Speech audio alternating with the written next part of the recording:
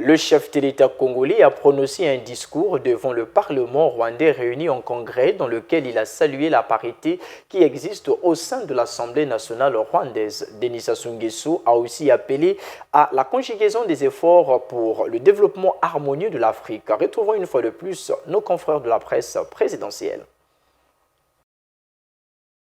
Poursuivant sa visite d'État au Rwanda, le président Denis Sassou Nguesso a fait une adresse très remarquée devant le Parlement réuni en congrès. Les 112 parlementaires, soit 80 députés, 26 sénateurs et 6 députés du Parlement de la Communauté des pays de l'Est, se sont retrouvés à l'hémicycle pour écouter le chef de l'État congolais. Dans son allocution, le président Denis Sassou Nguesso a salué la parité qui existe au sein de l'Assemblée nationale. Le Parlement rwandais est régulièrement cité et magnifié par la présence majoritaire des femmes qui représentent plus de 60% de parlementaires au sein de votre hémicycle.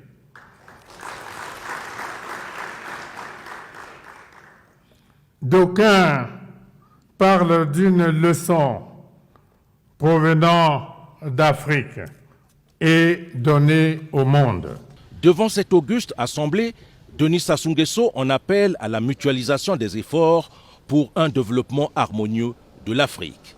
Convenons que lorsqu'elle s'est unie, l'Afrique a pu se libérer de la colonisation, conquérir son indépendance, vaincre l'apartheid et engager les chantiers du développement.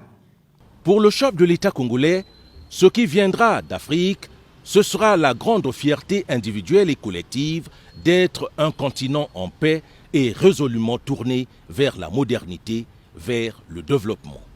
La victoire décisive donc pour l'Afrique est celle du maintien et la restauration de la paix, la promotion du dialogue et la consolidation d'un vivre ensemble mieux structuré, gage d'espérance, d'optimisme et de succès sur le chemin du développement.